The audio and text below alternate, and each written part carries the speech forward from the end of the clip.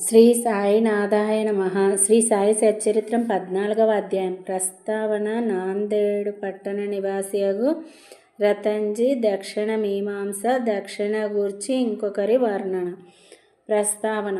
గత అధ్యాయంలో బాబా యొక్క వాక్కు ఆశీర్వాదములచే అనేకమైన అసాధ్య రోగములు ఎట్లు నయమయ్యను వర్ణించితిమి. ఈ అధ్యాయంలో రతన్జీ వాడియా అను వానిని బాబా ఆశీర్వదించి సంతానం నెట్లు కలగజేసినో వర్ణించదము.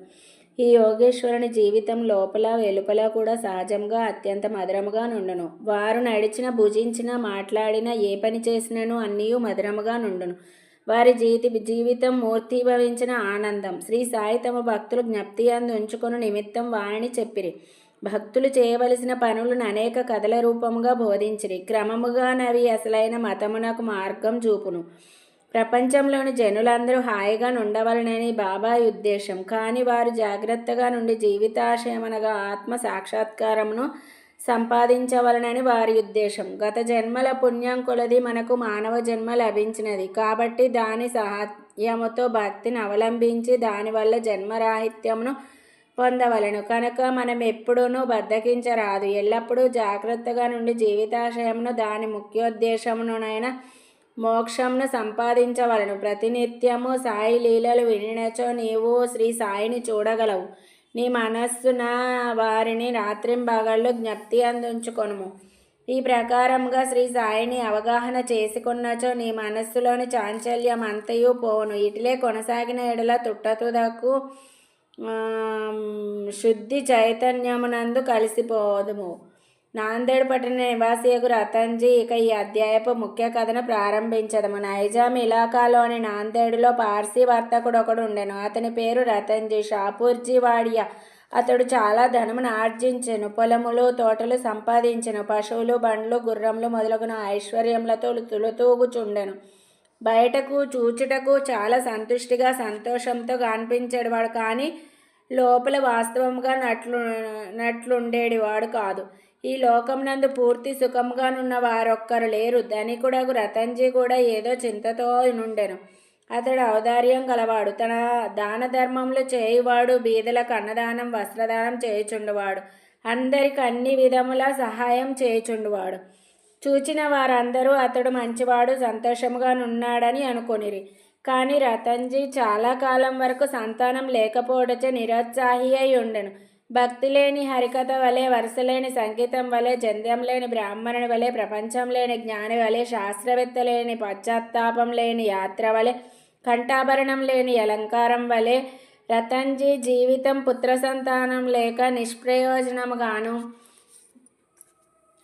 కళావిహీనంగాను ఉండెను. రతన్జీ ఎల్లప్పుడూ ఈ విషయంను గూర్చియే చింతించుచుండెను. రతన్జీ తనలో తాను ఇట్లా అనుకొనెను: భగవంతుడు ఎన్నడైనాను సంతుష్టి చెంది పుత్ర సంతానం కలగజేయడా? మనస్సునందలి ఈ చింతతో అతడు ఆహారమందు రుచిగొల్పోయాను. రాత్రింబవళ్ళు తనకు పుత్ర సంతానం కలుగునా లేదా అని ఆతురతో నుండువాడు. దాసగను మహారాజునందు గొప్ప గౌరవము కలిగి ఉండేవాడు. ఒకనాడు దాసగను మహారాజును కలిసి ఆయనతో తన మనస్సులోని కోరికను చెప్పాను. దాసగను అతనికి షిరిడీకి వెళ్ళుమని సలహా ఇచ్చెను. బాబాను దర్శించుమనెను. బాబా ఆశీర్వాదం పొందుమనెను. సంతానం కొరకు వేడుకొనుమనెను. రతన్జీ దీనికి సమ్మతించెను. షిరిడీకి వెళ్ళుటకు నిశ్చయించెను. కొన్ని దినముల తర్వాత షిరిడీకి వెళ్ళెను. బాబా దర్శనం చేసెను. బాబా పాదముల మీద పడెను. ఒక బుట్టలో చక్కని పూలమాలను తెచ్చి దానిని బాబా మెడలో వేసి ఒక గంపతో పండ్లను బాబాకు సమర్పించెను. మిక్కిలి వినయ విధేయతలతో బాబా దగ్గర కూర్చుండి ఇట్లు ప్రార్థించెను: కష్టదశలోనున్న వారు అనేక మంది నీ దర్శనమునకు రాగా వారిని వెంటనే రక్షించి కాపాడదు. ఈ సంగతి విని నీ పాదములను ఆశ్రయించింది కనుక దయయుంచి నాకు ఆశాభంగం కలగజేయకము. బాబాకు 5 రూపాయలు దక్షిణ ఇవ్వవలనని రతన్జీ తన మనసులో తలచెను. బాబా అతనిని 5 రూపాయలు దక్షిణ కోరి అతడు ఆ పైకం నిచ్చినంతలో తనకు 3:14 ఇంతకు పూర్వమే ముట్టి ఉండెనని, కాన మిగిలిన 1:20 మాత్రమే ఇమ్మనను. ఇది విని రతన్జీ మిగుల ఆశ్చర్యపడెను. బాబా ఆడిన మాటలకు రతన్జీ గ్రహించుకొనలేకపోయాను. కానీ బాబా పాదముల వద్ద కూర్చొని మిగతా దక్షిణ ఇచ్చెను. తాను వచ్చిన పని అంతయు బాబాకు విన్నవించి తనకు పుత్ర సంతానం కలగజేయమని వేడెను. బాబా మనస్సు కరిగెను. దిగులు పడకు, నీ కీడు రోజులు ముగిసినవి. అల్లా నీ మనసులోని కోరిక నెరవేర్చునని చెప్పాను. బాబా వద్ద సెలవు పుచ్చుకొని రతన్జీ నాందేడుకు వచ్చాను. దాసగనుకు షిరిడీలో జరిగిన వృత్తాంతం అంతయు తెలిపాను. అంతయు సవ్యముగా జరిగిననియో, బాబా దర్శనం, వారి ఆశీర్వాదం ప్రసాదం లభించినవనియో, ఒక్కటి మాత్రమే తనకు బోధపడని సంగతి గలదనియో అనెను. తమకు అంతకుముందే 3:14 ముట్టినవని బాబాయ్ ఆడిన మాటలకు అర్థమేమి దాసగనని అడిగాను. ఇంతకు మునుపు నేను ఎప్పుడూ షిరిడీకి వెళ్ళి ఉండలేదు. నా వల్ల బాబాకు 3:14 ఎట్లు ముట్టెను? అది దాసగనుకు కూడా ఒక చిక్కు సమస్యగా తోచెను. దానిని గూర్చి కొంతసేపు ఆలోచించెను. కొంతకాలం అయిన పిమ్మట అతనికే తన వివరం అంతయు తట్టెను. మౌలానా సాహెబ్ అని మహాత్ముని రతన్జీ అంతకు ముందు సత్కరించిన విషయం జ్ఞాపకం వచ్చెను. నాందేడులో మౌలానా సాహెబ్ గురించి తెలియని వారు లేరు. వారు నెమ్మదైన యోగి. రతన్జీ షిరిడీకి పోవ నిశ్చయించగానే ఈ మౌలానా సాహెబ్ రతన్జీ ఇంటికి వచ్చెను. ఆనాటి ఖర్చు సరిగా 3:14 ఆగుట చూచి అందరూ ఆశ్చర్యపడిరి. అందరికీ బాబా సర్వజ్ఞుడని స్పష్టపడినది. వారు షిరిడీలో నున్నప్పటికీ దూరంలోనేమి జరుగుచుండెనో వారికి తెలియచుండెను. లేనిచో మౌలానా సాహెబ్కి ఇచ్చిన 3:14 సంగతి బాబాకి ఎట్లు తెలియగలదు? వారిద్దరు ఒకటే అని గ్రహించిరి.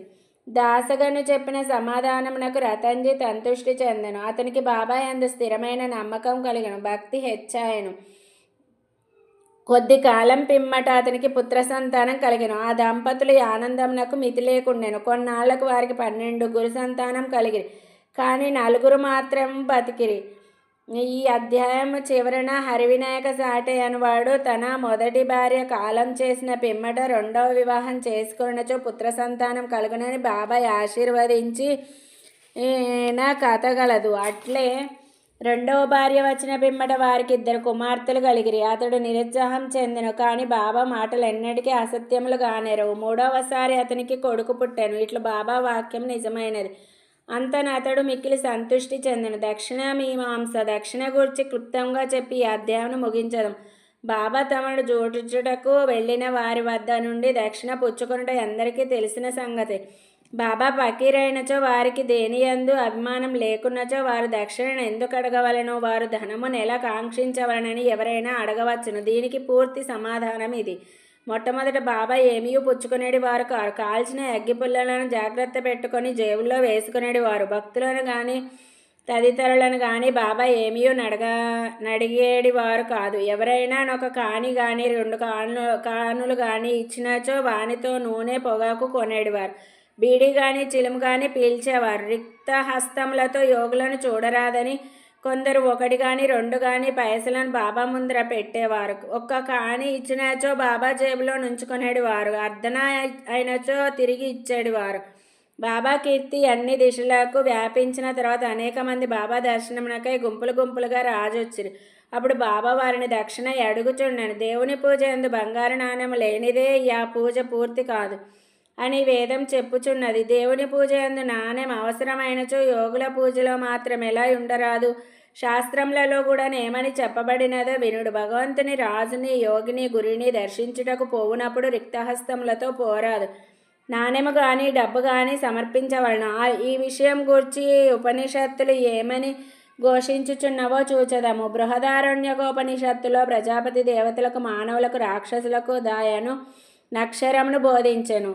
ఈ అక్షరము వల్ల దేవతలు దమమును అవలంబించవలనని గ్రహించిరి. ఆ మానవులు ఈ అక్షరమును దానముగా గ్రహించిరి. రాక్షసులు దీనిని దయ అని గ్రహించిరి. దీనిని బట్టి మానవులు దానం చేయవలనని నియమేర్పడెను. తైత్తరీయోపనిషత్తు దానం మొదలగు సుగుణములను అభ్యసించవలెనని చెప్పుము.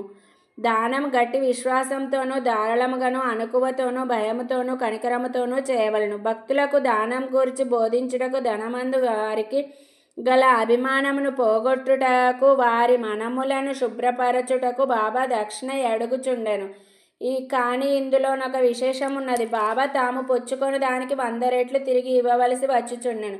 ఇట్లా అనేక మందికి జరిగాను. దీనికి ఒక ఉదాహరణ గణపతిరావు బోడన్ ప్రముఖ నటుడు తన మరాఠీ జీవిత చరిత్రలో గడియకు బాబా దక్షిణ అడుగుచుండుట చేత ధనముంచుకొని సంచి తీసి బాబా ముందు కుమ్మరించి తిననియు, దీని ఫలితంగా ఆనాటి నుండి తన జీవితంలో ధనమునకు ఎట్టి లోటు లేకుండాననియు వ్రాసిని. ఎల్లప్పుడూ కావలసినంత ధనం గణపతిరావు బోడస్కు దొరుకుచుండెను. బాబా దక్షిణ అడిగినప్పుడు ధనమే ఇవ్వనక్కరలేదని అర్థం కూడా పెక్కు సంఘటనల వల్ల తెలియవచ్చుచున్నది. దీనికి 2 ఉదాహరణలు. బాబా 15 రూపాయలు దక్షిణ ఇమ్మని ప్రొఫెసర్ జీజీ నార్కెన్ అడగగా అతడు తన వద్ద దమ్మిడి అయినా లేదనెను.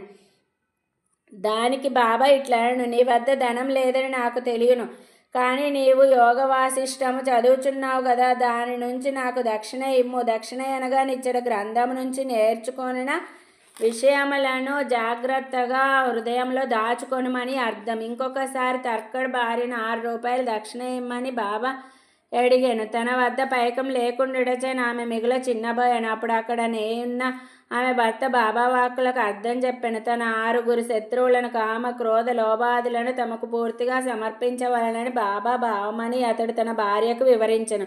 దానికి బాబా పూర్తిగా సమ్మతించను. బాబా దక్షిణ రూపంగా కావలసినంత ధనం వసూలు చేసినప్పటికీ దానిని అంతయు వారు ఆనాడే పంచిపెట్టుచుండిరి. ఆ మరుసటి ఉదయం నాకు బాబా మామూలు పేద పకీరగుచుండెను. 10 సంవత్సరముల కాలం వేల కొలది రూపాయలను దక్షిణ రూపంగా పుచ్చుకొనెను. మహాసమాధి చెందు నాటికి 7 రూపాయలు మాత్రమే వారి చెంత మిగిలిన. 1000 ఏళ్ళ బాబా దక్షిణ పుచ్చుకొనుట భక్తులకు దానమును త్యాగమును నేర్పుట కొరకే.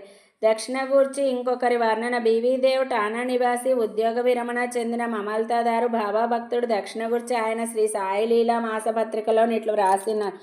బాబాయ్ అందరినీ దక్షిణ అడుగువారు కారు. అడగకుండా ఇచ్చినచో ఒక్కొక్కప్పుడు పుచ్చుకునేవారు కాదు, ఇంకొకప్పుడు నిరాకరించువారు. బాబా కొంతమంది భక్తుల వద్ద దక్షిణ అడుగుచుండెను. బాబాయ్ అడిగినచో ఇచ్చేదామని వారి వద్ద బాబా దక్షిణ పుచ్చుకునేవారు కాదు.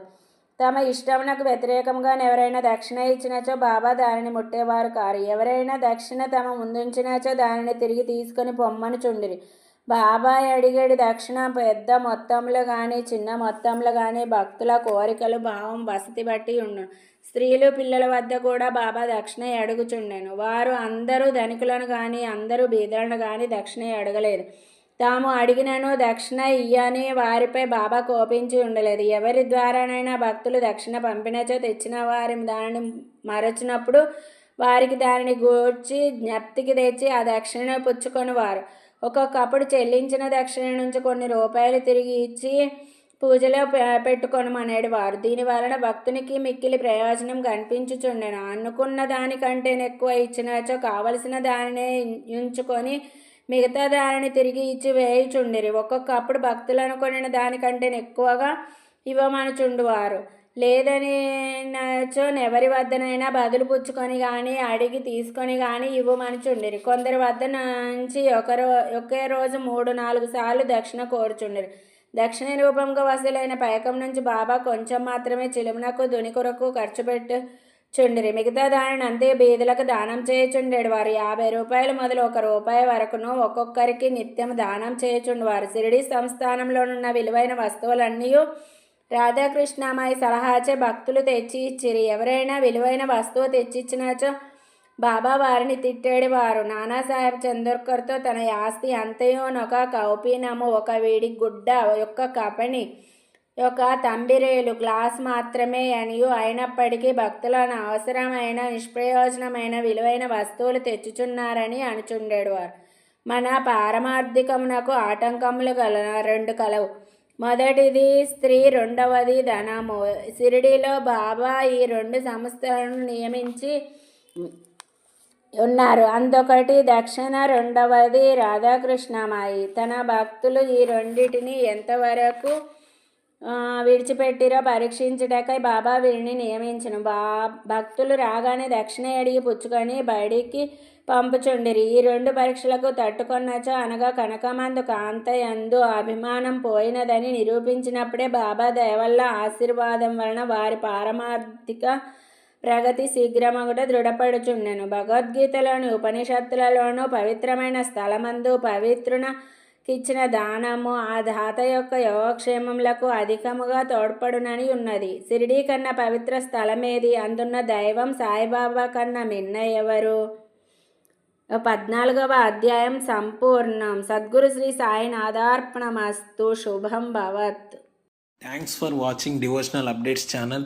Please like, share and subscribe to this channel for more updates. Thank you.